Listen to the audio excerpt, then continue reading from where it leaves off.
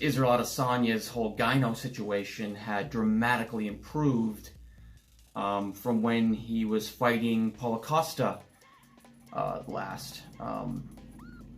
And I talked about it a little bit in a video before. I was wondering how it would look coming into this fight compared to the last one, because we haven't seen too many good images of him with his shirt off in training camp. There's been like some stuff you could see with his shirt off, with his chest exposed. And from what I saw, the gyno was still there.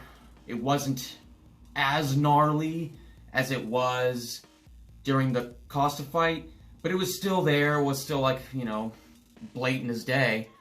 But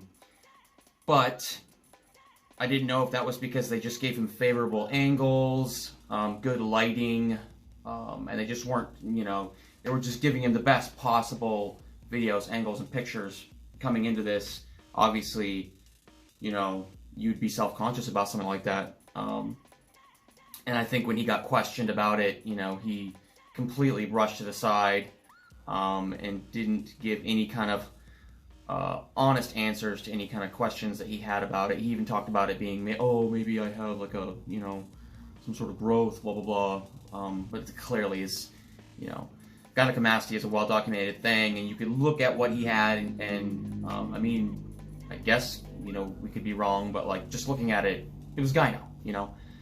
But getting on the stage for the weigh-ins, he's like 80% improved.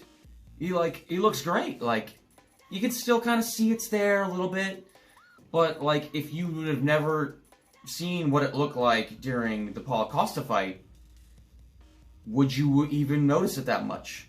If you never knew that he had gyno before, and then he just stepped up here, you'd think, oh, maybe someone would notice that he had a little something going on, but nothing compared to like what it was. He's like dramatically improved, and I don't know if that's due to, did he like get a little bit of like liposuction out of his titty?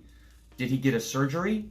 That's kind of unlikely, because you would see a scar, and he's been in training camp. He wouldn't, no way he'd go under the knife in between these fights. It's not like he fought Paulo Costa that long ago. So it's kind of a crazy turnaround for that dramatic of improvement on his gyno situation. I think someone should tweet at DerekMoreDates.com, and he should let people know what he thinks about that, because it's crazy the difference in like this, one of the most dramatic onsets of gyno I've ever seen on somebody, to being like, to my eye, like 80% improved. And I think this will probably play into a little bit of a psyche. You won't have to be, you know, worried about a million questions about, oh, why is your titty hanging out, blah, blah, blah. Or people, you know, accusing him of steroids and this and that. And, you know, considering how crazy and gnarly it was, you know, you'd have to suspect some androgen use, you know, some extra androgen use with this, because it was just such a gnarly case of gyno. But yeah, dramatically improved. Kind of crazy. I would like to see what some other people think. But yeah, other than that whole thing, my picks are the same as they were earlier in the week. I haven't really changed my mind. I've got Adesanya winning round 2 TKO, and then Amanda Nunes and Megan Anderson. I've got Amanda Nunes for a KO in round 1. And I didn't really get into the rest of the card, even though it is jam-packed full of great fights. I just didn't have enough time this week to pound out, you know, 3, 4, 5 more videos, which would have required. But whenever I do my fight wrap-up, either tonight or early tomorrow morning, I will give my thoughts on the results of all the other fights.